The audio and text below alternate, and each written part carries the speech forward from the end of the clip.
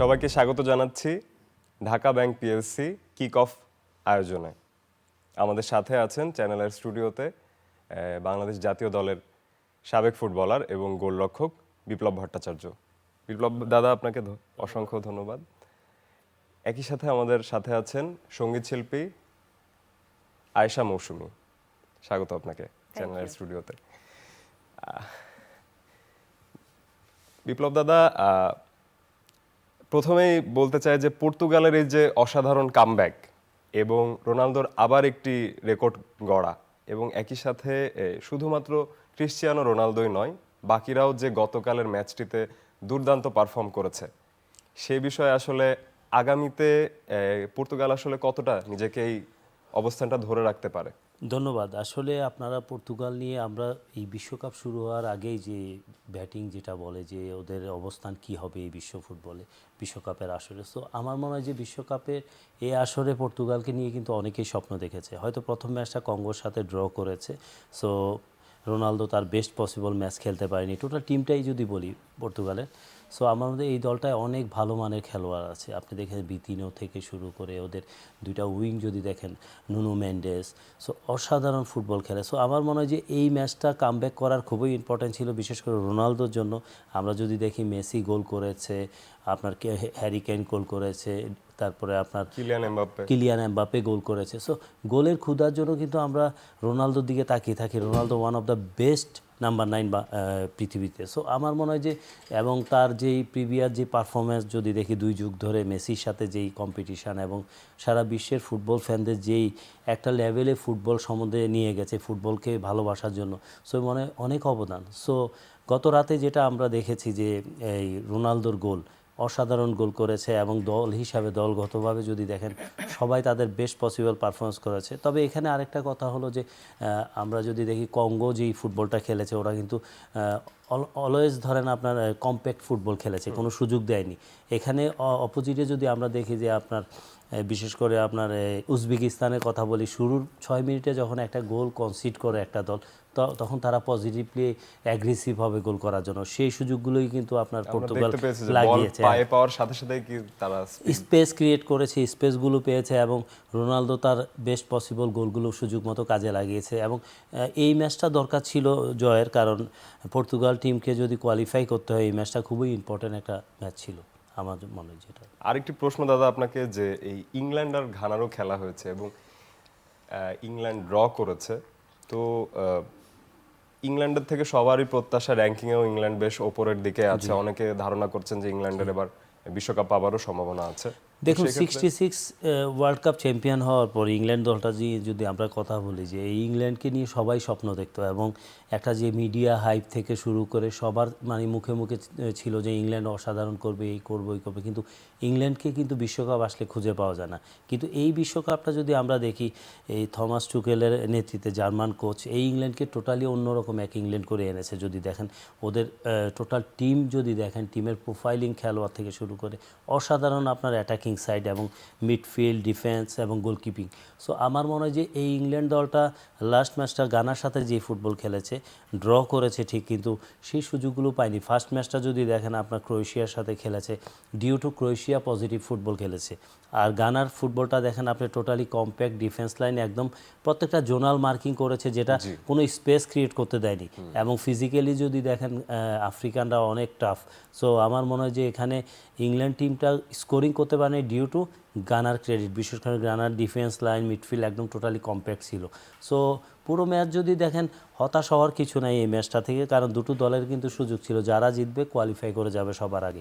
England একটা point পেয়েছে, আমার মনে হয় যে ইংল্যান্ড হয়তো এই ম্যাচটা আনফর্চুনেটলি ড্র করেছে, কিন্তু পরবর্তী ম্যাচে ইংল্যান্ড জিতেই গ্রুপ থেকে টপ হবে। ধন্যবাদ দাদা আপনাকে। আমরা একটু যেতে চাই সঙ্গীত শিল্পী আয়েশা ভৌমিকের কাছে। দুঃখিত, আয়েশা মৌসুমীর কাছে। আপনাকে দেখতে পাচ্ছি আপনি ব্রাজিলের জার্সি পরে আছেন। তা ব্রাজিলের প্রতি ভালোবাসা বা ব্রাজিলের প্রতি সাপোর্ট, এটা আসলে কবে থেকে এবং কিভাবে এলো? এটা আমার খেলা না বোঝার অবস্থা থেকে, একেবারে যখন আমি ছোট, তখন মনে হয় 2002 রোনালদো একটা রোনালদো নাজারিও, হ্যাঁ, একটা গোল লাস্ট সবাই ওর দিকে তাকিয়েছিল ওই ম্যাচটাতে। ওইবার মনে হয় তারা বিশ্বকাপ জিতেছিল 2002 2002। ওই ম্যাচটা থেকে মূলত আমি আমার আব্বুর সাথে অসাধারণ লাইন আপ ছিল হ্যাঁ। ব্রাজিলের। তো আমি কিছু বুঝে ওঠার আগেই আমার আব্বু আমাকে, বাচ্চাদেরকে বলে না তুমি কোনটা, আমার আব্বু খুবই ফুটবলের পাগল, তো তুমি কোন দল করো, তা আমি বললাম যে হলুদ, ব্রাজিল। আমি না বুঝে খেলাটা আমি ওদেরকে তখন, কিন্তু ওই এক্সাইটমেন্টটা আমি বুঝতে পারছিলাম, ওদের যে খেলার সৌন্দর্য ওই ছোট অবস্থাতেও বুঝতে পারি। আর রোনালদোর আমি খুবই ফ্যান, রোনালদিনহো, এখন নেইমার, ভিনি খুব ভালো করছে। তো আসলে ওরা খুবই ঐতিহ্যবাহী একটা দল, আর বিশ্বকাপের একেবারেই বলতে গেলে সবচেয়ে প্রাচীন দল, যারা কিনা প্রত্যেকটা খেলাতেই অংশগ্রহণ করেছে। সো আমি সেই সুবাদে ব্রাজিল। আপনি একটি গানও করেছেন, হ্যাঁ আমরা ওই গানটি অবশ্যই শুনবো আপনার কাছ থেকে। পরবর্তীতে আমরা একটু দাদার কাছে যেতে চাই। দাদা, ক্রোয়েশিয়ার ম্যাচটিও আমরা দেখেছি। ক্রোয়েশিয়া অবশেষে তারা জয় পেয়েছে। প্রথম ম্যাচটিতে যদিও তারা সেটি করতে সক্ষম হয়নি। তো এই ক্রোয়েশিয়া এবারে আসলে তাদের অবস্থান আসলে কেমন হতে পারে আগামীতে? দেখুন, এখন পর্যন্ত কিন্তু মানে কেউই কিন্তু কনফার্ম হয়নি এই গ্রুপ থেকে, আপনি যদি দেখেন। সো ইংল্যান্ড, গানা অলরেডি কিন্তু 4 পয়েন্ট করে আছে, ক্রোয়েশিয়া 3 পয়েন্ট করে আছে। লাস্ট ম্যাচটা যদি দেখেন, এটা খুবই ইম্পর্টেন্ট ম্যাচ ক্রোয়েশিয়ার জন্য, ওরা গানার সাথে খেলবে আই থিঙ্ক। সো আমার মনে হয় যে এই ম্যাচটা দু দলের জন্যই কিন্তু বাছা মরার একটা ম্যাচ। সো এই ম্যাচটা যদি ক্রোয়েশিয়া জিতে তাহলে কোয়ালিফাই করবে, এখনও সুযোগ আছে। আর ক্রোয়েশিয়ার দলটা কিন্তু দেখেন, লুকা মডরিচ ছাড়া যদি দেখেন আদার্স প্লেয়াররা, অসাধারণ কিছু প্লেয়ার আছে এই দলটা, এবং গোল পোস্ট থেকে শুরু করে। সো আমার মনে হয় যে এই দলটার শক্তি অনেক, যদি ওরা ওদের বেস্ট পসিবল ম্যাচ খেলতে পারে, অবশ্যই তারা কোয়ালিফাই করার সেই যোগ্যতা অর্জন করবে তারা। ধন্যবাদ দাদা। দর্শক, আমরা একটু বিরতিতে যাচ্ছি, বিরতির পর আবারও ফিরবো।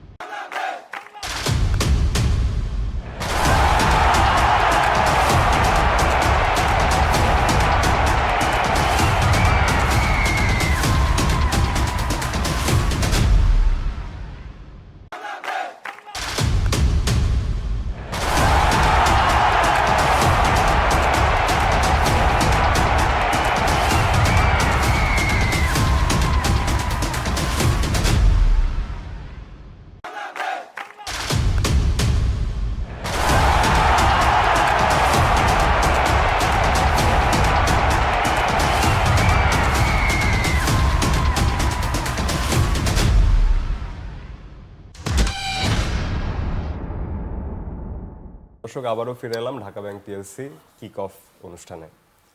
আমাদের সাথে আছেন বাংলাদেশ জাতীয় দলের সাবেক ফুটবলার বিপ্লব ভট্টাচার্য এবং একই সাথে সঙ্গীত শিল্পী আয়েশা মৌসুমী। বিপ্লব দা, কাল আরও একটা ম্যাচ ছিল, কলম্বিয়া। তো কলম্বিয়ার এই ম্যাচটি কি মনে হচ্ছে আপনার? হ্যাঁ, কঙ্গোর সাথে যে ম্যাচটা ছিল আমরা দেখেছি যে কঙ্গো এবং কলম্বিয়ার ম্যাচ, এই দুইটা খেলায় কিন্তু যেই জিততো তাদের একটা সুযোগ ক্রিয়েট হতো। সো এই ম্যাচটা অলরেডি কিন্তু কলম্বিয়া 1-0 গোলে জিতে গেছে, ওরা কোয়ালিফাই করেছে এই গ্রুপ থেকে। সো কঙ্গো ভালো ফুটবল খেলেছে। আপনি যদি দেখেন, কলম্বিয়া বেশ কিছু সুযোগ তৈরি করেছে, কিন্তু কঙ্গোর গোলরক্ষক অসাধারণ কিছু সেভ করেছে। আমরা দেখেছি এই বিশ্বকাপে প্রথম থেকেই গোলরক্ষকদের মহাকাব্যিক ম্যাচ। সো আমার মনে হয় যে গত রাতে যেই ম্যাচটা খেলেছে কঙ্গোর গোলরক্ষক, তা মানে প্রত্যাশা চাইতেও বেশি খেলেছে এবং অসাধারণ ম্যাচ খেলেছে। 5 থেকে 6টা গোল হওয়ার মতো ছিল কলম্বিয়ার, কারণ কলম্বিয়া আমরা জানি সাউথ আমেরিকান খুবই ভালো একটা দল, এবং তাদের পারফরমেন্স যদি দেখেন প্রিভিয়াস পারফরমেন্স ওয়ার্ল্ড কাপের এবং কোয়ালিফাইগুলোতে, তারা অসাধারণ একটা দল। হামেস রদ্রিগুয়েজ যে ছিল একটা সময় খেলতো, সেই কলম্বিয়া টিমটা কিন্তু অসাধারণ ফুটবল খেলেই গত রাতে জিতেছে। তো আমার মনে হয় যে কলম্বিয়া এই গ্রুপ থেকে অলরেডি কোয়ালিফাই করেই ফেলেছে। সো হয়তো পর্তুগালের সাথে লাস্ট একটা ম্যাচ আছে ওদের, সো ওই ম্যাচটাই ডিসাইড করবে কারা গ্রুপ চ্যাম্পিয়ন হবে। সো লেটস সি, আমরা আসলে কলম্বিয়াকে অবশ্যই প্রত্যাশা করি যে ভালো কিছু করবে এই বিশ্বকাপে।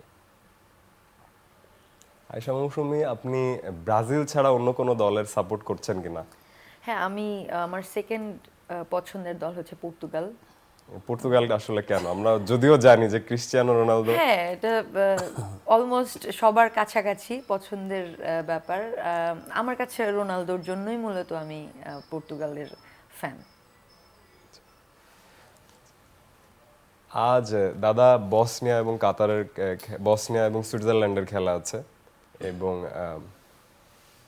সুইজারল্যান্ড, কানাডা, বসনিয়া, কাতার এবং একই সাথে 4টার দিকে ভোরে গড়াচ্ছে স্কটল্যান্ডের বিপক্ষে ব্রাজিলের ম্যাচ। তো এই খেলা আসলে কেমন হতে পারে, মানে আপনার কোনো প্রেডিকশন বা আগে থেকে? দেখুন, বিশেষ করে আজকে কিন্তু সবচেয়ে বড় হাই ভোল্টেজ ম্যাচ যদি হয়, সবার ফোকাস থাকবে ব্রাজিল এবং স্কটল্যান্ডের ম্যাচ। কারণ ব্রাজিল এবং স্কটল্যান্ডের ম্যাচটা কিন্তু একটা কারণেই বেশি হাই ভোল্টেজ হচ্ছে, সেটা হলো নেইমার। দীর্ঘদিন পর নেইমার কিন্তু আবার ব্রাজিলের জার্সি গায়ে খেলবে। সো ওর কামব্যাকটা কিন্তু স্মরণীয় করে রাখতে চায়। আর ব্রাজিল এখন গ্রুপে যে স্টেজে আছে, ব্রাজিলকে এই গ্রুপ থেকে চ্যাম্পিয়ন হতে হলে অবশ্যই ম্যাচটা জিততে হবে। আর ব্রাজিল যে দলটা আছে, আমরা দেখেছি রাফিনিয়ার ইনজুরির জন্য হয়তো রাফিনিয়াকে মিস করবে এই দলটা। সেটা আজ নেইমার মাঠে নামছে জি, নেইমার মাঠে নামবে, হয়তো প্রথম থেকে নাও নামতে পারে। নেইমারকে হয়তো মানে সেকেন্ড হাফে চেঞ্জে সুপার সাব হিসাবে নামাতে পারে, কারণ রিস্ক নিতে চাবে না, কারণ অনেক দিন ইনজুরিতে ছিল, রিকাভারির প্রয়োজন আছে।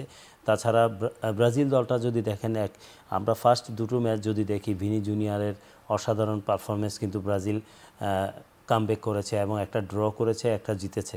সো আমার মনে হয় ব্রাজিল দলের টোটাল মিডফিল্ডে যদি বলি যে এখন পর্যন্ত ব্রাজিলের যেই নান্দনিক ফুটবল আমরা দেখতাম, সেই ফুটবল হয়তো আমরা এখন চোখে দেখি না। কারণ যদি মনে করেন কার্লো আনচেলত্তির হাতে যদি থাকতো কাকা, রোনালদিনো, তারপর রোমারিও, তারপর রোনালদো নাজারিও, সো এই ধরনের খেলোয়াড় যদি থাকতো, রবার্টো কার্লোস, কাফুর মতো ফুলব্যাক, তাহলে মনে হয় উনি পৃথিবীর সবচেয়ে সুখী মানুষ হতেন, আমি মনে করি।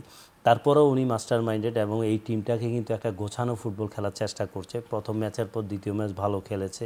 সো আজকে আগামীকাল রাতে যেটা ভোরবেলা যেই ম্যাচটা আমরা দেখব, এখানে সবচেয়ে বড় ইম্পর্টেন্ট থিং হলো যে ব্রাজিলের জয়। এবং ব্রাজিল এখান থেকে যদি গ্রুপ চ্যাম্পিয়ন হয়, হয়তো ধরেন সেকেন্ড রাউন্ডে যাদের সাথে পড়বে আপনার নকআউট স্টেজে, সেটাও কিন্তু ভালো দল। আপনি যদি দেখেন হয়তো নেদারল্যান্ডস এবং জাপান যে কোনো একটা দলকে পাবে। সো আমার মনে হয় সবার আগে কোয়ালিফাই করা উচিত এবং ব্রাজিলের মতো ছন্দময় ফুটবল খেলবে। সারা পৃথিবীতে ব্রাজিল সাপোর্টার যারা আছে, আমি নিজেও ব্রাজিল সাপোর্টার, আমরা প্রত্যাশা করি যে ভালো ফুটবল খেলুক, হার জিত থাকবে, কিন্তু ব্রাজিলের মতো ফুটবলটা খেললে আমরা স্যাটিসফ্যাকশন হব। আপনি একটি গান করেছেন, আমরা সকলেই জানি। আপনার কাছ থেকে গানটি শুনতে চাই আমরা। আচ্ছা, গানটা লিখেছে নাইম প্রধান, আমার বন্ধু, আর মিউজিক অ্যারেঞ্জমেন্ট এবং সাউন্ড ডিজাইনটা মীর মাসুম ভাই করেছে। আমি শোনাচ্ছি। কাপ জিতেছি 5টা, ভালোবাসি সাম্বার দেশটা, হলুদ সবুজ ওই জার্সিতে জলে বিশ্বকাপের রেশটা, 5টি তারার আলো জলে ব্রাজিলের আকাশে, ফুটবলের রাজা তারা যুগে যুগে ইতিহাসে, সাম্বার তালে তালে মাঠ কাঁপে রোজ, ব্রাজিল নাম শুনলেই প্রতিপক্ষ লুজ, গ্রাম থেকে শহর একটা আকাশি নীলের ক্রাই, ব্রাজিল মানেই তাই জয়ের লাইফস্টাইল। আপনাদের দুজনকে অসংখ্য ধন্যবাদ ঢাকা ব্যাংক পিএলসি কিক অফের অনুষ্ঠানে যোগ দেওয়ার জন্য। Thank you so much. দর্শক, আজ এই পর্যন্তই। বিশ্বকাপের সবগুলো ম্যাচ সরাসরি দেখতে চ্যানেল আইয়ের ওটিটি প্ল্যাটফর্ম আইস্ক্রিনে চোখ রাখুন। আমাদের সাথে থাকার জন্য অসংখ্য ধন্যবাদ। দেখা হবে আবারও পরবর্তীতে।